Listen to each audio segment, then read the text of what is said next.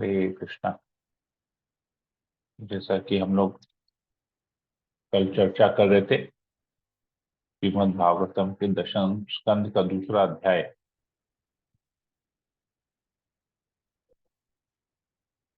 देवताओं द्वारा गर्भस्थ कृष्ण की स्तुति। तो भगवान क्यों आते हैं, क्यों अवतार लेते हैं इस भौतिक जगत में, उसके बारे में हमने पढ़ा।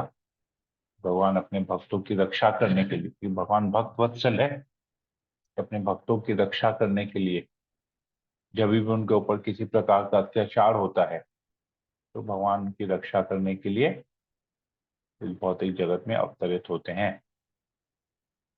अवतरित होने के बाद मानो उनका क्या प्लानिंग रहता है, जिस प्रकार वो देवकी के गर्भ में आए कंस को मारने के लिए, तो कैसे उन्होंने प्लानिंग किया, आज हम लोग उसके बारे में चर्चा करेंगे। और कुछ महत्वपूर्ण बातें आज के इस चर्चा में भी हम देखेंगे। बहुत सारा हमारा कंसेप्ट, फिलोसफिकल कंसेप्ट जो है वो भी हमारा क्लियर होगा। तो मंगलाचरण कर लेते हैं। ओम अज्ञानतिमिरान्धस्य ज्ञानाञ्जनशलाकया चक्षुरुन्मीलितं येन तस्मै श्रीगुरुवे नमः। नमो विष्णुपादाय कृष्णप्रेष्ठाय भूतले श्रीमते भक्तिवेदान्त स्वामिनिति नामिने। नमस्ते सरस्वती देवे गौरवाणी प्रचारिणे निर्विशेष शून्यादि पाश्चात्य देशतारिणे पंचाकल्पतरुभ्यश्च कृपा सिन्धुभैव च पतितानां पावनेभ्यो वैष्णवेभ्यो नमो नमः। जय श्री कृष्ण चैतन्य प्रभु नित्यानंद श्री अद्वैत गदाधर शिव सदि गौर भक्तवृंदा। हरे कृष्णा कृष्णा कृष्णा हरे हरे, हरे राम राम हरे। श्री मंगलाचरण की जाए।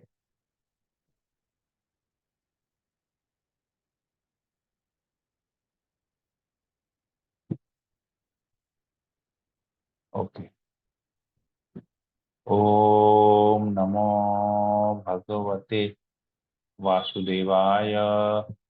ओम नमो भगवते वासुदेवाय।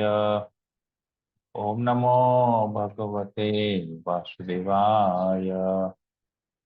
श्रीमद् भागवतम दशम स्कंद अध्याय 2 श्लोक नंबर 6। भगवान अपि विश्वात्मा विदित्वाम कंसजं भयम् यदुनाम निजनाथानम योगमायां समादिशत। भगवान अपि विश्वात्मा विदित्वा कंसजं भयम् यदुनाम निजनाथानम योगमायां समादिशत। अनुवाद। कंस के आक्रमण से अपनी निजी भक्त यदुओं की रक्षा करने के लिए विश्वात्मा भगवान ने योग माया को इस प्रकार आदेश दिया। तात्पर्य में प्रभुपाद जी लिखते हैं, श्री सनातन गोस्वामी ने भगवान अपि विश्वात्मा विदितम कंसजम भयम, तो जो पहला लाइन है इस श्लोक का, उसकी टीका सनातन गोस्वामी देते हैं कि भगवान स्वयं श्री कृष्ण हैं, कृष्णस्तु भगवान स्वयं, वे विश्वात्मा है क्योंकि उनका श्वास परमात्मा के रूप में विस्तार करता है। तो भगवान पूरे विश्व के आत्मा है। कैसे? क्योंकि भगवान के जो एक्सपेंशन है, विष्णु परमात्मा रूप में सब जगह उनका विस्तार ऑलरेडी है। ये चीज हमने भगवत गीता में भी पढ़ी है, 15वें अध्याय में भी पढ़ी थी और 13वें अध्याय में भी आता है, क्षेत्रज्ञ चापी माम विधि सर्व क्षेत्रेषु भारत। भगवान कृष्ण सभी जीवों के क्षेत्रज्ञ अर्थात परमात्मा है। वे भगवान समस्त अंशों के आदि उद्गम है। विष्णु के लाखों अंश है, यथा संकर्षण, प्रद्युम्न, अनिरुद्ध तथा वासुदेव। किंतु इस भौतिक जगत में विश्वात्मा तो शिरोदक्षाय विष्णु है। भगवद गीता में भी कहा गया है, ईश्वर सर्वभूतेषु हृदयशी अर्जुन तिष्ठति। परमेश्वर समस्त जीवों के हृदय में स्थित हैं।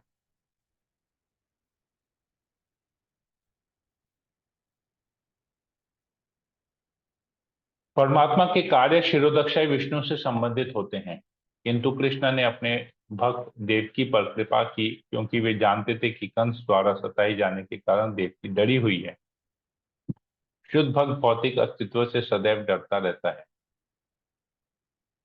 कोई यह नहीं जानता कि आगे क्या होगा, क्योंकि उसे किसी भी क्षण अपना शरीर बदलना पड़ सकता है तथा देहांतर प्राप्ति।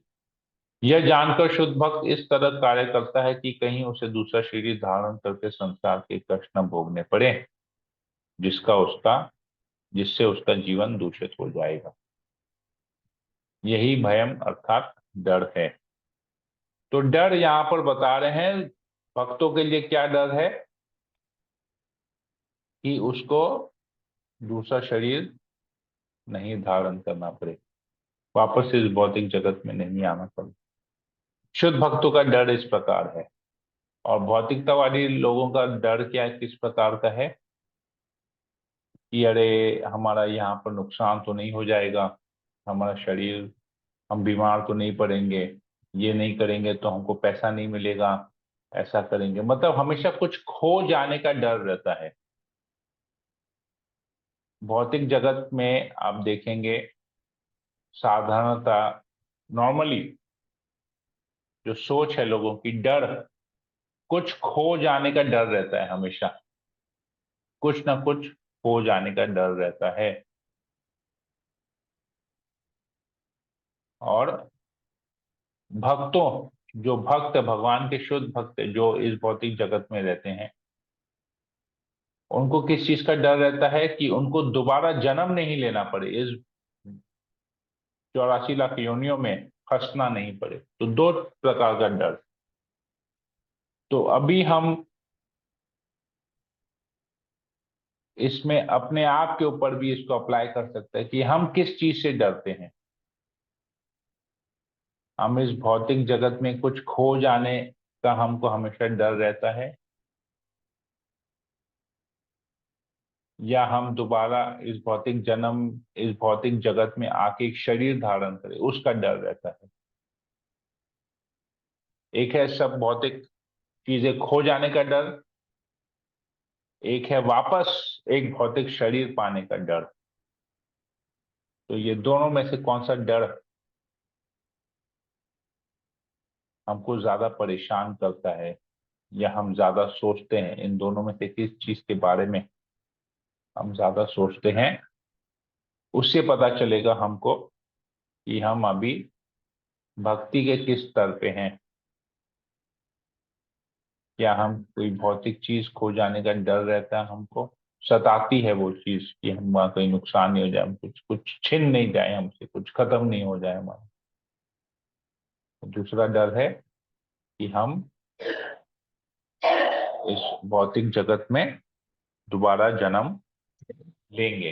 ये दो तरह का डर, बहुत सिंपल, बहुत सरल है अपने भक्ति को टेस्ट करना, अपनी चेतना को, हमारी चेतना, अपने कॉन्शियस लेवल को, अपनी चेतना के स्तर, किस स्तर पे हमारी चेतना है। क्या ये चेतना कृष्ण भावना भावित है, या ये चेतना कृष्ण भावना भावित नहीं है। कृष्ण कॉन्शियस है हम, या कृष्ण कॉन्शियस नहीं है। तो यहाँ पर हम नहीं, कृष्ण भावना भाभी। चेक चेक कर सकते हैं इससे। यस माता जी, आप कुछ बोल रही थी। जी प्रभु जी, मैं कह रही थी कि जब से कृष्ण भावना माने कृष्ण भक्ति में आए हैं, तब से भय तो चीज हट जानी चाहिए दिमाग से, क्योंकि अब तो वही हमारे पालनहार हैं। तो लेकिन इसलिए अब किसी क्या चीज का डर हुआ नहीं है, है। ऐसा हुआ है? हुआ पूरी तरह नहीं है, लेकिन हाँ हाँ। काफी हद तक हो गया है प्रभु जी। सोचते हैं यही चीज कि क्या डरना, अगर जन्म लेना होगा तो भगवान ही दिलाएंगे। और अगर और चीज भौतिक जगत की चीजों के खोने का तो कोई गम ही नहीं है अब। हम्म। मैं कल एक जन से बात कर रहा था, मैं एक पर्सनल एक्सपीरियंस इसमें शेयर करता हूँ इस हरे कृष्णा प्रभु जी। इस विषय में, इस संदर्भ में एक पर्सनल मेरे साथ कल जो हुआ मैं उसको शेयर करता हूँ। एक माता जी हैं, शी इज 70+ नाउ, और उनका ब्राह्मण दीक्षा हो चुका है। ब्राह्मण दीक्षा हुए उनको काफी समय भी हो गया। मतलब मैं जब कृष्णा भावना में आया, इस इस्कॉन के साथ जुड़ा, उससे पहले ही उनका ब्राह्मण दीक्षा हो गया था। तो मैं 2011 में ज्वाइन किया, तो मुझे 12 साल हो गए, 12.5 साल हो गए। उससे पहले ही उनका ब्राह्मण दीक्षा हो चुका था। तो सोचिए कितनी सीनियर वो माता जी होंगी। उम्र में तो सीनियर है, किंतु भक्ति में भी कितनी सीनियर है। तो रिसेंटली उनके जीवन में कुछ प्रॉब्लम्स आए। जैसे पहले उन्होंने अपने बेटे को खो दिया,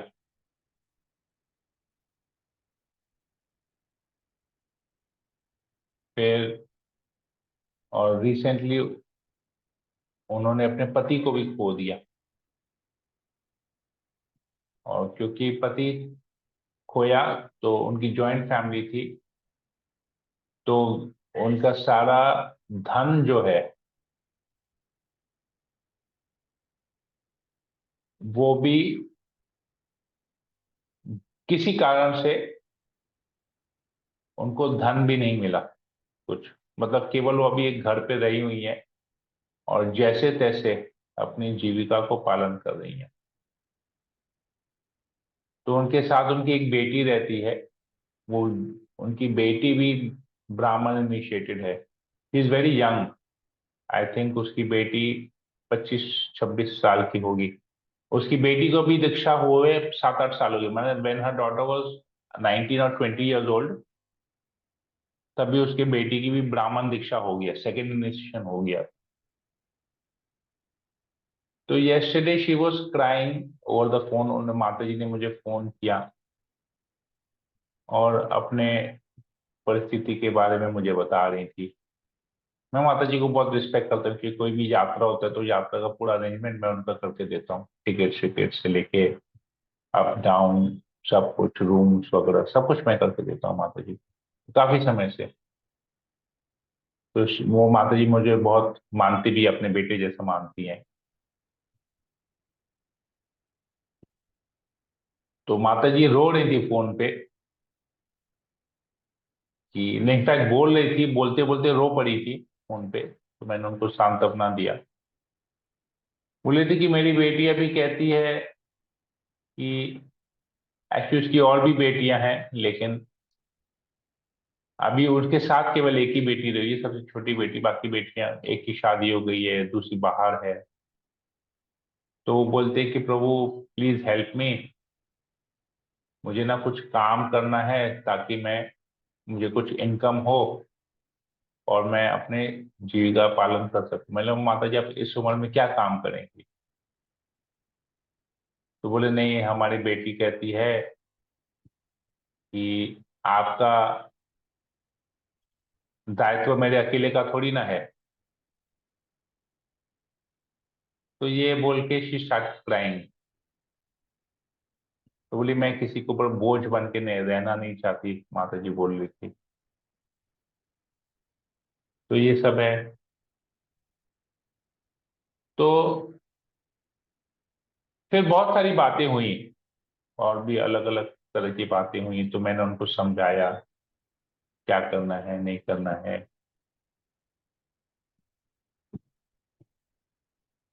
तो कहने का मतलब ये है कि देखिए, इतने सीनियर डिवोटी ये सब कुछ है वहाँ। यहाँ वैष्णव निंदा नहीं कर रहा हूँ, यहाँ पर देख रहे हैं कि भक्ति में भी किस प्रकार माया का प्रभाव आता है। वो चीज समझाने के लिए मैं इस बात को कह रहा हूँ कि जीविका कैसे पालन हो। ये हम लोग के पास बहुत सारे कंफर्ट्स हैं, तो हम इसके बारे में सोचते नहीं है। परंतु जब मुसीबतें आती हैं तो कैसे मनुष्य को तोड़ देता है वो जो परिस्थिति है, मनुष्य को तोड़ देता है, तो शी स्टार्टेड क्राइंग। तो थोड़ा सा अटैचमेंट, मटेरियल अटैचमेंट सब में रहता है, तो ये मटेरियल अटैचमेंट छूटना बहुत डिफिकल्ट है। तो हमको ये भय रहता है, जैसे हमने बताया माता कितनी सीनियर हैं, सेकंड इनिशिएटेड है, डॉटर सेकंड इनिशिएटेड है, बट फिर भी इस भौतिक जगत का कुछ ऐसी बातें हैं जो रह जाती हैं। तो मे भी हम लोग बोल सकते हैं आज के डेट में कि डर कम हो गया है, या डर नहीं है, भय नहीं है, परंतु उस परिस्थिति को हमने अब तक देखा नहीं है। तो वैसा एक परिस्थिति हमने देखा नहीं जहां पर हम अत्यंत भयभीत हों। ऐसा परिस्थिति कब आएगा? जब हेल्थ इश्यूज होंगे हमारे परिवार वालों में, किसी में बहुत क्लोज किसी का कुछ हेल्थ इश्यू होगा, तो पूरा सब कृष्ण भावना भावित, कृष्ण भावना में जो है, जो चेतना है, वो अफेक्ट करेगा, 100% अफेक्ट करेगा। कोई इससे डिटैच नहीं रह सकता, भौतिक अपने रिश्तेदारों से अनासक्त होके, विरक्त होके, वेरी डिफिकल्ट। तो वो हमारे साधना को 100% अफेक्ट करेगा। क्यों? क्योंकि हम अभी भी उसको भौतिक दृष्टि से देख रहे हैं। मुझे एक इंसिडेंट याद है। अब इसको कैसे चेंज किया जा सकता है, इस सोच को? क्योंकि सब कुछ हमारी सोच में है, चेतना में है। तो चेतना को कैसे चेंज किया जा सकता है? मैं पर्सनल इस चीज को देखा, तो मैं आप लोगों के साथ वो शेयर करता हूँ। मतलब शिक्षा है, कैसे वैष्णव आचार्य, हमारे गुरु हमको क्या शिक्षा देते हैं, अपने आचरण से कैसे शिक्षा देते हैं, मैं बताता हूँ आपको। हालांकि मैं उसको अपना नहीं पाया हूं, मैं प्रयास कर रहा हूँ उसको अपनाने का अपने जीवन में। अब तक उसको 1% भी अप्लाई नहीं कर पाया हूँ। पर क्योंकि ये याद है कि ऐसे अप्लाई होता है, तो भगवान से प्रार्थना करता हूँ हमेशा कि कभी ऐसी परिस्थिति आए तो मुझे ऐसी शक्ति दे कि मैं ये चीज को अपने जीवन में अपना सकूं।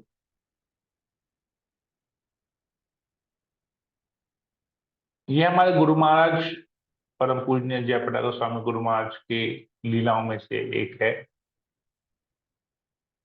तो जब परम पूजनीय भक्ति चारू स्वामी महाराज कोविड के टाइम पे, जब उन्होंने अपना ये भौतिक शरीर त्यागा और भगवान के धाम चले गए,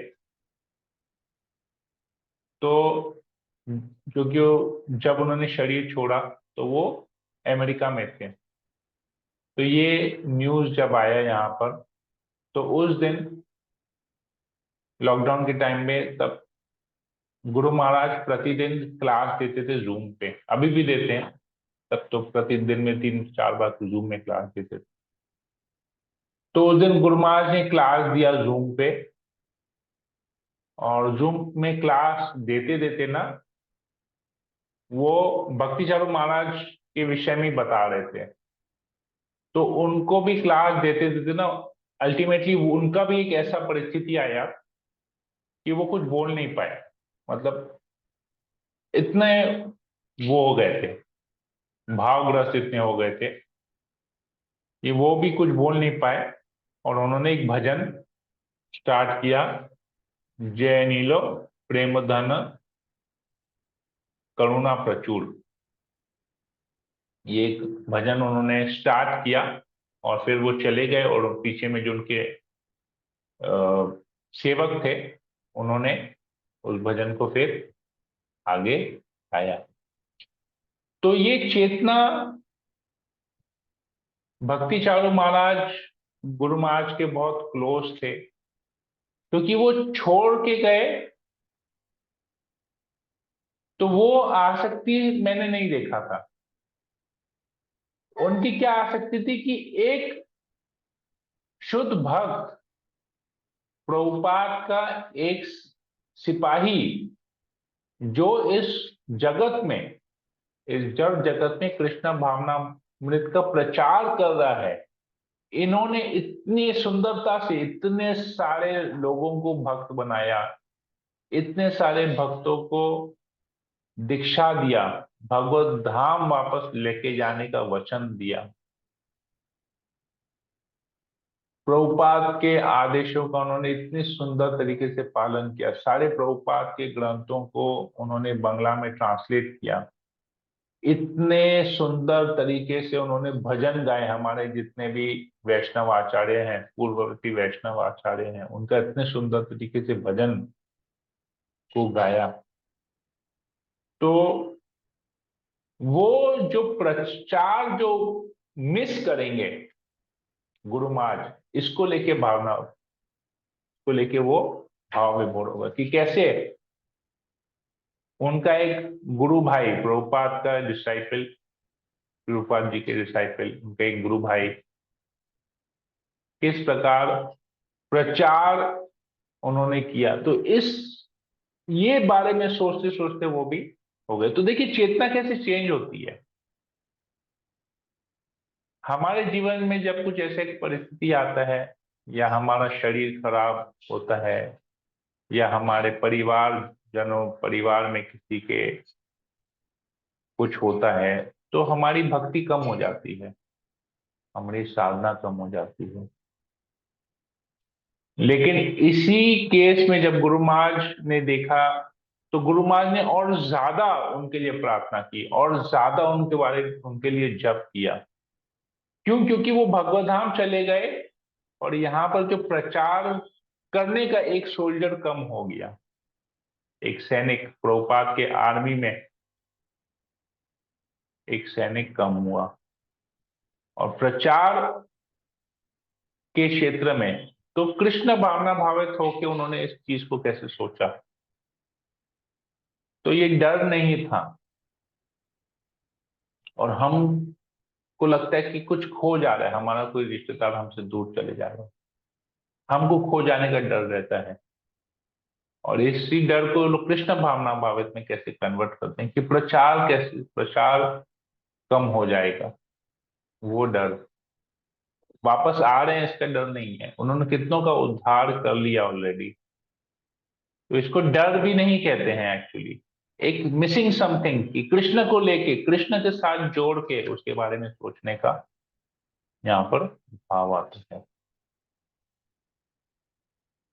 डिफिकल्ट है ये, मैं तो बोल रहा हूँ, मैं तो अपने जीवन में उसको 1% भी अपना नहीं पाया, परंतु सोचता हूँ कभी ऐसा, तो थोड़ा थोड़ा पता नहीं लगता है कि हाँ शायद हमसे भी ऐसा कभी ऐसी परिस्थिति आएगी, तो हम भी शायद इसी बात को सोच के हम उस परिस्थिति से निकल पाएंगे, या उस परिस्थिति को निपट पाएंगे। इस कुड़माच की इस लीला के बारे में सोच के सोचेंगे ऐसा हो जाएगा। अपने भक्तों की रक्षा करने के लिए कृष्ण अपने भक्तों के प्रति इतने दयालु तथा वत्सल हैं कि वे उन्हें बुद्धि प्रदान करते हैं, जिससे वे उन्हें एक क्षण भी भुलाए बिना भौतिक जगत में रहते हैं। तो भौतिक जगत में भी रह के बगैर डर के, तो ये कृपा भी भगवान करते हैं। तो भगवान भगवत गीता में स्वयं इसको कहते हैं, तेषाम एवानुकंपार्थम अहम ज्ञानंजनम तम नाशयामात्मात्म भावस्थो ज्ञान दीपेन भास्वता। मैं उन पर कृपा के का उन मैं उन पर कृपा के कारण उनके हृदयों में रहकर ज्ञान रूपी दीपक से अज्ञान से उत्पन्न अंधकार को दूर करता हूं। तो अज्ञान क्या है? कि हम शरीर हैं। ज्ञान क्या है? कि हम आत्मा है और हम भगवान के अंश हैं। तो भगवान कृपा करते हैं, हृदय में बैठ के, परमात्मा रूप में बैठ के भगवान विशेष कृपा करते हैं। वो लोग अज्ञानता के अंधकार को दूर करते हैं भगवान, कैसे? ज्ञान का दीपक जला के। तो हमको क्या ज्ञान देते हैं? कि हम शरीर नहीं, आत्मा है, हम भगवान के अंश हैं।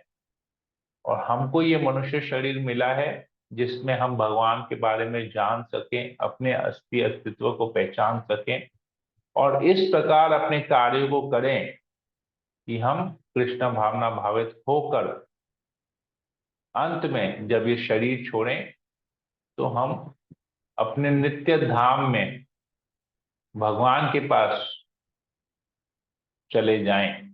दोबारा इस भौतिक जगत में हम नहीं आए, 84 लाख योनियों के चक्कर में नहीं फंसे, वैकुंठ चले जाएं, गोलोक धाम चले जाएं। तो भगवान ये भगवान की कृपा ही होती है। लेकिन ये भगवान कृपा कब करेंगे? जब हमारी इच्छा होगी। कितने लोग, मैं कल भी किसी व्यक्ति से बात कर रहा था, किसी भक्त से बात कर रहा था, तो वो बता रहे थे हमको कि सब कुछ पता है उनके, वो उनके रिश्तेदारों को, उनके घर वालों को ये सब ज्ञान पता है, परंतु अप्लाई नहीं कर पाते हैं। कष्ट होता है उनको अप्लाई करने में। क्यों? क्योंकि अभी भी कृष्ण के प्रति पूर्ण श्रद्धा नहीं है। अभी भी वो लोग यही सोच रहे हैं कि मैं एक शरीर हूं, जो भी कार्य कर रहे हैं ना शरीर के लिए कर रहे हैं, आत्मा के लिए कोई सोच ही नहीं रहा है, उनको समय नहीं है या उनको इच्छा भी नहीं है। एक्चुअली इतने ज्यादा वो लोग देहात्म बुद्धि के लेवल पे हैं। अब सब सब कुछ शरीर को देख रहे हैं, कपड़ों के बारे में सोच रहे हैं, शरीर के बारे में सोच रहे हैं, खान पान के बारे में सोच रहे हैं। तो इतना जब सब कुछ सोच रहे हैं तो आत्मा के बारे में कैसे सोच पाएंगे? It is too late. बोलते हैं हम इस उम्र में, जैसे बुजुर्ग होते हैं, बोलते हैं हम इस उम्र में अब हम कैसे अपनी आदतें बदलेंगे। अरे किस उम्र? आपकी उम्र क्या है? कुछ नहीं। आप देवताओं से कंपेयर कीजिए तो कुछ नहीं है उम्र आपकी। हमको श्रद्धा होनी चाहिए। यही चीज आज जो हम चीज खा रहे हैं, जो वर्जित है खाना, मान लीजिए हमको मीठा खाने का बहुत शौक है, आसक्त है मीठा खाने से, लेकिन डायबिटीज हो जाएगा, हाई डायबिटीज हो जाएगा, और डॉक्टर हमको बोलेंगे मीठा खाओगे मर जाओगे, तो क्या करेंगे? मीठा खाएंगे? अपनी इच्छाओं को मार के मीठा खाना बंद कर देंगे, क्योंकि हमको जीवित रहना है। हमको शरीर, तब हम शरीर के बारे में ध्यान रखेंगे।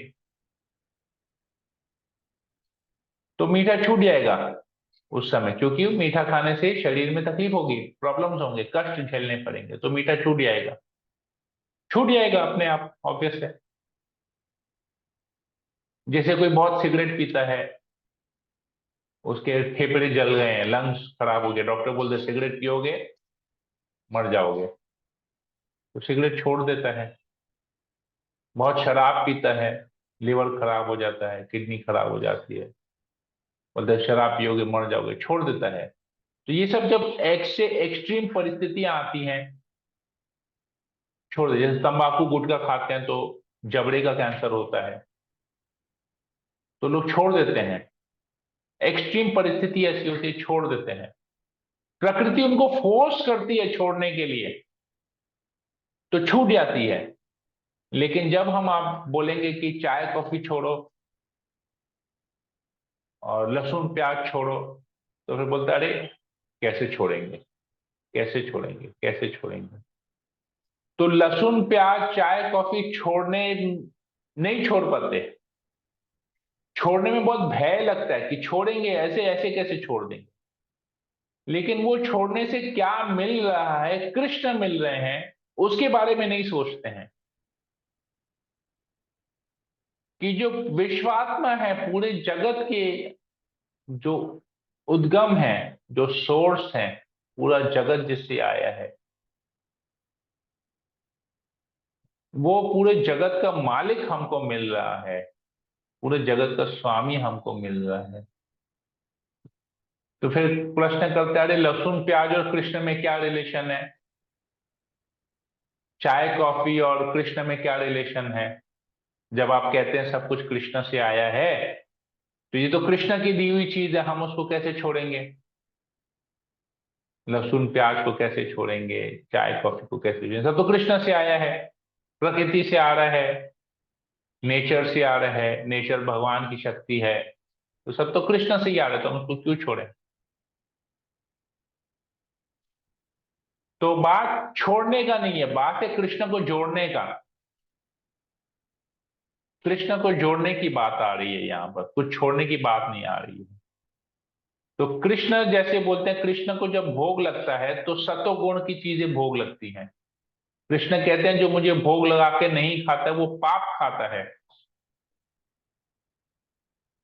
तो अब हम पाप करेंगे, कृष्ण को भोग नहीं लगाएंगे, बगैर भोग लगाए खाएंगे, तो पाप खा रहे हैं। और पाप करेंगे तो पाप का फल भी हमको भुगतना पड़ेगा। तो इस भौतिक जगत में बंधे रहेंगे, क्योंकि सब सारे पाप तो इस शरीर के साथ हमारे खत्म नहीं होने वाले। पाप कर्म या पाप कर्मों के फल हमको अगले जन्म में भी उसको भोगना पड़ेगा, उसके बाद वाला जन्म में भी भोगना पड़ेगा। तो बार बार जन्म लेना पड़ेगा। ये ज्ञान नहीं है, कृष्ण भावना भावित हो नहीं रहे, तो बार बार जन्म लेना पड़ेगा। फिर मुसीबत हो, फिर डायबिटीज होगा, ब्लड प्रेशर होगा, शुगर होगा, अग्रम होगा, बगड़म होगा, दुनिया भर की बीमारियां आएंगी। फिर भौतिक शरीर लेंगे, बीमारियां आएंगी आएंगी उसके साथ, है ही है उसके साथ, वो पैकेज में आता ही है। भौतिक शरीर धारण किया, बीमारियां आएंगी, आप उसको अवॉइड नहीं कर सकते हैं। तो कृष्ण को जब भोग लगता है तो कृष्ण को सत्वगुण के भोजन भोग लगता है। चाय में निकोटीन होता है, सिगरेट में निकोटीन होता है, तो ये एक ड्रग है। तो ड्रग लेना शरीर के लिए अच्छा है। आप ड्रग ड्रग एडिक्ट बन जा रहे हैं, नशा हो रहा है। कॉफी में कैफीन होता है, कैफीन भी एक ड्रग है। लहसुन प्याज तामसिक है, तमोगुण है।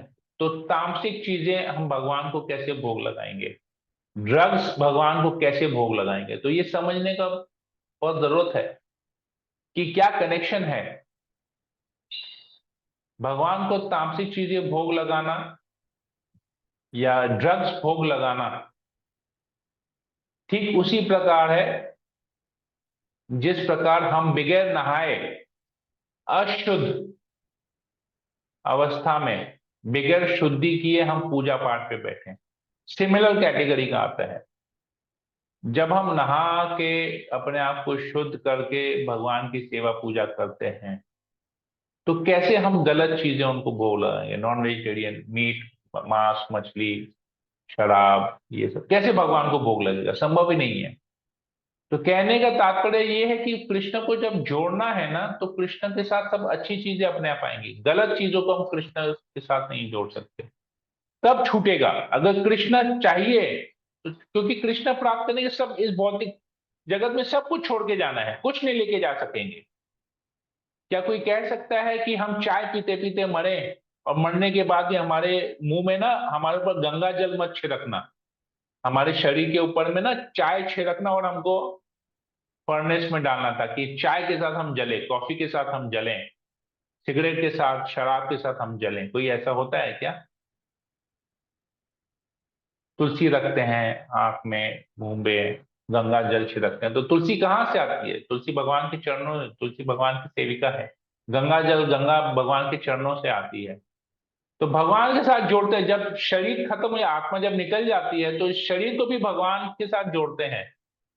तो आत्मा निकलने के बाद शरीर को भगवान के साथ जोड़ने से अच्छा, आत्मा जब तक शरीर में है, ऐसे ही भगवान के साथ जुड़ जाए, तो एटलीस्ट आत्मा को डेस्टिनेशन सही मिलेगा। आत्मा निकल गई, उसके बाद शरीर को जोड़ेंगे तो आत्मा तो वापस इस दूसरे शरीर में आ जाएगी, तो क्या फायदा हुआ? तो ऐसा करना चाहिए कि शरीर में रहते रहते आत्मा इस प्रकार भगवान से जुड़े कि शरीर तो भगवान के साथ जुड़ी जाएगा, तुलसी और गंगा जल से शुद्ध हो जाएगा, और आत्मा भी भगवत धाम वापस चली जाए। क्योंकि जब शरीर जलता है तो अस्थियां जाके गंगा में विसर्जन करते हैं। तो समझना पड़ेगा इस बात को, बहुत है। तो भगवान कहते हैं मैं, तो भगवान कृपा कर रहे हैं। प्रॉब्लम ये है कि हम चाहते हैं कि नहीं, भगवान हमारे हृदय में दीप जलाए कि नहीं, या हमको हमेशा अंधकार में रहना है, ये हमारे ऊपर डिपेंड करता है। तो योग शब्द का अर्थ है कड़ी। कड़ी मतलब भगवान के साथ जुड़ना, एक कड़ी जिससे भगवान के साथ जुड़ जाए। तो भगवान कहते हैं भक्ति योग सर्वश्रेष्ठ है। ये हमने पहले भी गीता में पढ़ चुका है, 6.47 में आखिरी श्लोक है छठे अध्याय का। भगवान कहते हैं सभी प्रकार के योगियों में जो भक्ति योगी है वो मेरे लिए सर्वश्रेष्ठ है। तो भक्ति योगी के लिए अगले जन्म में मनुष्य शरीर मिलना निश्चित है, जैसा कि कृष्ण ने कहा है। तो अगर हमारा भक्ति योग हम करते हैं, तो अगर हमारी भक्ति कहीं पर रह भी जाती है, कंप्लीट नहीं होती, तो मनुष्य जीवन गारंटीड है। तो क्योंकि अब हम लोग सब लोग यहाँ पर जितने भी जन क्लास अटेंड कर, सब मनुष्य, सबको मनुष्य शरीर मिला है, कोई भी पशु शरीर में नहीं है। तो समझ लीजिए पिछले जन्म में हमने कुछ ना कुछ भक्ति की है, इसलिए हमको इस जीवन में मनुष्य जन्म मिला है, मनुष्य शरीर मिला है इस जन्म में। तो इसको भी हमको भक्ति करनी चाहिए कि पिछली बार भक्ति किए हैं। ऐसा नहीं कि अभी मनुष्य शरीर मिला, भक्ति नहीं करें तो अगली बार तो फिर नीचे योनि में गिरेंगे। हमको ऊपर की तरफ प्रोग्रेस करना है। कोई बोलता है मैं नुकसान करूंगा अपना, कोई हमको ऐसा बताए कि रोज जाके काम करते नुकसान करे। कोई माता जी जाए कुकिंग में, किचन में जाए खाना जलाने के लिए, कोई प्रभु जाए ऑफिस में अपना नुकसान करने के लिए, कोई प्रभु जाए दुकान में अपना नुकसान करने, कोई ऐसा है क्या यहाँ पर? नहीं। सब लोग अच्छा चीज, माता जी कुकिंग करेंगे तो अच्छा बनाएंगे। कोई प्रभु दुकान जाएगा तो पैसा कमाने के लिए जाएगा, कोई ऑफिस जाएगा तो वहां पर ऑफिस में अच्छी तरह से सेवा करेगा ताकि उसको सैलरी ठीक से मिले। तो सब कुछ ऊपर के लिए सोचते हैं, अच्छा करने के लिए सोचते हैं। तो हम मनुष्य शरीर में ज्ञान लेने के बाद हम भक्ति क्यों नहीं करते हैं? ये भी बहुत बड़ा क्वेश्चन मार्क है हमारे पर। मतलब हम नहीं, हम बेवकूफ हैं कि फायदा मिल होने के बाद भी हम उसको, मनुष्य शरीर मिलने के बाद भी भक्ति की है बोल के मनुष्य शरीर मिला है, और अभी भक्ति नहीं कर रहे हैं, इंद्र तृप्ति कर रहे हैं। बहुत बड़ा ये हमारे ऊपर प्रश्न चिन्ह है हमारे ऊपर। तो भगवान अपने भक्तों पर स्नेह के कारण निरंतर उनके संपर्क में रहते हैं, अन्यथा उनकी माया शक्ति इतनी प्रबल है कि वह ब्रह्मा जैसे बड़े बड़े देवताओं को भी मोहित कर देती है। अतः भगवान की शक्ति योग माया कहलाती है। क्योंकि भगवान विश्वात्मा है, अतः उन्हें योग माया को आदेश दिया कि वह देवकी की रक्षा करे। तो भगवान कैसे अभी आदेश देते? योग में तो खाली योग माया के बारे में हमने समझा, किस प्रकार इस भौतिक जगत में योग माया खेल रही है हमसे और हमको क्या करना चाहिए। आगे क्या भगवान इंस्ट्रक्शन देंगे हम लोग कल इसके ऊपर चर्चा करेंगे। या थोड़ा सा समय ज्यादा हो गया, चर्चा का विषय कुछ ऐसा था। हरे कृष्णा। तो किसी भक्त को कोई प्रश्न हो या कुछ कमेंट हो तो आप लोग जल्दी जल्दी कर सकते हैं, पूछ सकते हैं। ये लेट हो रहा है तो मैं नहीं चाहता और देर हो, आप लोगों को सबको अपने कार्य में भी लगना है। हरे कृष्णा। जल्दी जल्दी बोलेंगे आप लोग, किसी को कुछ पूछना हो तो। नहीं प्रभु, ये बहुत ही अच्छा है, बहुत ही ओके अच्छा समझ में आया। ओके। मीना गुप्ता माता जी। नहीं नहीं, हरे कृष्ण प्रभु जी की क्लियर है प्रभु जी। ओके। अंजू मित्तल माता जी क्लियर है? हाँ हाँ प्रभु जी, अच्छा लगा। ओके ठीक है। हरे सोनल कृष्ण। अग्रवाल माता जी। यस माता जी। आज प्रभु मेरे प्रभु ने भी आज आपकी क्लास सुनी प्रभु, उनको वो भी बहुत अच्छा लगा सुनकर। जय जय जय। आपके प्रभु प्रभु को मेरा आज दंडवत प्रणाम। हरे कृष्णा प्रभु। हरि वो। हरे बोल। ओके यस सोनल माता जी। हाँ प्रभु प्रभु, वही उनको प्याज लहसुन के बारे में भी आपने जो आज बताया वो हाँ, सुने तो अच्छा लगा प्रभु, उनको भी आज सुन के कि हम लोग क्यों नहीं प्याज लहसुन खा सकते हैं। हम्म, सेम आपने जब प्रभु बोला ना कि प्याज लहसुन तामसिक में आता है इसलिए हम हम्म, नहीं खाते, तो उनका वही डाउट था कि जब सब कुछ कृष्ण से ही मिला है तो हम हम्म। लोग क्यों नहीं खा सकते, और बस प्रभु आपने क्लियर भी कर दिया वही चीज। ओके चलिए, देखिए भगवान कितने कृपालु हैं कि आपके हृदय में रह के, आपके प्रभु के हृदय में रह के जो मन में सवाल था वो मेरे हृदय में रह के मेरे मुंह से बुलवा दिया। तो देखिए भगवान का कितना अच्छा कैलकुलेशन है।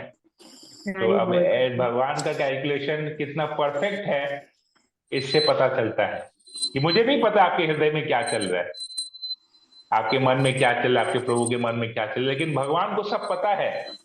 आप हमसे 15 किलोमीटर दूर रहे हुए हैं, लेकिन देख भी नहीं रहे हैं एक दूसरे को, लेकिन फिर भी भगवान कैसे तो ये छोटा सा एक एग्जाम्पल है भगवान का, महान गुणों का, परमात्मा का छोटा सा फंक्शनिंग का एक ये लाइव एग्जाम्पल है सबके लिए। हरे कृष्णा। हरि वेरी बोल। Nice. Thank you. Okay anybody else? Akhilesh Prabhu. नहीं प्रभु जी, सब क्लियर है। ठीक है okay. Hare Krishna. Bhavana. No Prabhu. Okay very good. Ishani Indira Mata ji. All clear Prabhu ji. Okay, thank you. और राजू प्रभु, ललिता माता जी,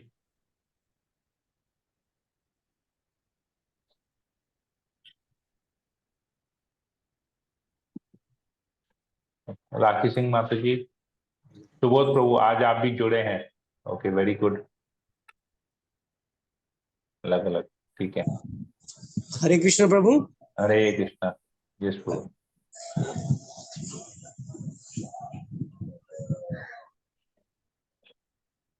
ओके, सुमन चौरसिया माता जी, ठीक है। तो सभी भक्तों का बहुत बहुत धन्यवाद।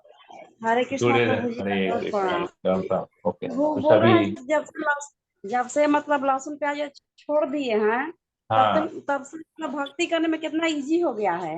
कहीं पर भी हरि बोल। मंदिर, हाँ कहीं पर भी मंदिर वंदिर जाना रहता है, सोचना ही नहीं पड़ता है। हाँ, कुछ भी पूजा पाठ करना है, भोग लगाना है, कुछ भी सोचना ही नहीं पड़ता है। पहले तो था मैंने रसोइया साफ करिए, तब भोग बनाइए, कुछ करिए। कहीं हाँ, मंदिर वंदिर भी जाना है तो बाहर धो के नहाइए, तब कहीं जाइए। मतलब कितना हाँ, मेरे प्रॉब्लम से था। अब तो कोई हाँ। सोचना ही नहीं, जब मन किया बस तुरंत निकल जाइए। तो अभी 24, अभी मतलब आप लोग लहसुन प्याज छोड़ने का अभी 24 घंटा कृष्ण भावना भावित हो गए हैं आप लोग। हाँ हाँ, साल भर हो गया प्रभु, इसी सावन में का छोड़े हैं। और अच्छा, सावन एक साल हो गया लहसुन प्याज। और कितना चलिए, मतलब जैसे लगता है कि मैंने एकदम इजी, कितना मैंने सरल तरीका हो हाँ, गया। इजी हो गया है, सब मुझे कुछ बहुत सरल अच्छा हो लगता गया। है। हाँ ठीक है, हाँ। बहुत अच्छा। तब देखिए, तो माता जी एक लाइव एग्जाम्पल है सबके लिए कि लहसुन प्याज छोड़ने के बाद भक्ति जीवन एकदम सरल हो गया है, सिंपल हो गया है, आसानी से अभी भक्ति हो रही है। तो प्रैक्टिकल एग्जाम्पल्स हम लोग देख रहे हैं यहाँ पर, सब भक्तों के अपने अपने जीवन शैली से हम लोग देख रहे हैं कि कितना सरल हो गया है, जीवन जीना ही कितना सरल हो गया है, कॉम्प्लेक्सिटी सब खत्म हो गए हैं। हरे कृष्णा। ठीक है, बहुत बहुत धन्यवाद सभी भक्तों का जुड़े रहने के लिए। Hare Prabhu Krishna. Yes, okay, Komal, you want to something? एक ऐसे ही हम लोग कभी फ्रेंड्स लोग बैठे थे तो कुछ बात चल रही थी। सो एक टॉपिक ऐसे ही निकला कि जिस किचन में प्याज लहसुन बनता है तो उस किचन में कोई भगवान की डेटी रखनी चाहिए क्या?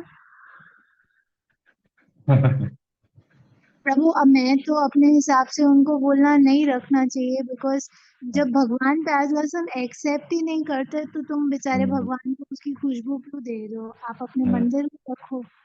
सही बात है, you give the right answer, give the right answer. Actually उस घर में, जिस घर में विग्रह है भगवान के, उस घर में तो लहसुन प्याज बनना ही नहीं चाहिए। किचन में तो दूर की बात है, रखने तो दूर की बात है, बनना ही नहीं, बनेगा ही नहीं तो रखेंगे भी नहीं। तो यही चीज है, अगर भगवान का श्री विग्रह है तो, भगवान क्या, किसी भी देवी देवता का भी अगर श्री विग्रह है वहां पर, चाहे वो दुर्गा देवी हो, चाहे दुर्गा कौन है अभी हम लोग देखिए नेक्स्ट श्लोक में, कल हम लोग चर्चा करेंगे बहुत अच्छी तरह से। तो शिव जी हो, दुर्गा देवी हो, जो भी हो, देवी देवता हो, चाहे भगवान हो, भगवान नारायण के रूप में हो, रामचंद्र के रूप में हो, कृष्ण के रूप में हो, विष्णु के रूप में हो, नरसिंह देव के रूप में हो, किसी भी रूप में हो, वहां पर लहसुन प्याज नहीं होना चाहिए। Very clear. ठीक है, हरे कृष्णा। ठीक है, तो हम लोग सभी का धन्यवाद करता हूँ। आज समय भी थोड़ा सा ज्यादा हो गया, 15 मिनट एक्स्ट्रा हो गया, तो क्षमा कीजिएगा, इसके लिए लेट हो गया। तो कल हम लोग जुड़ेंगे वापस से 8 बजे, और जल्दी जल्दी प्रश्न चर्चा करके समय पे एंड करने का प्रयास करेंगे। हरे कृष्णा कृष्ण कृष्ण हरे हरे, हरे राम राम हरे हरे। वंशा कल्पतरुभ्यश्च सिंधुभैव च पतितानां पावनेभ्यो वैष्णवेभ्यो नमो नमः। समृद्ध भक्तवृंद की जय, जगत गुरु श्रील प्रभुपाद की जय, ग्रंथ राज श्रीमद् भागवतम की जय। हरे कृष्णा। कृष्ण, धन्यवाद प्रणाम।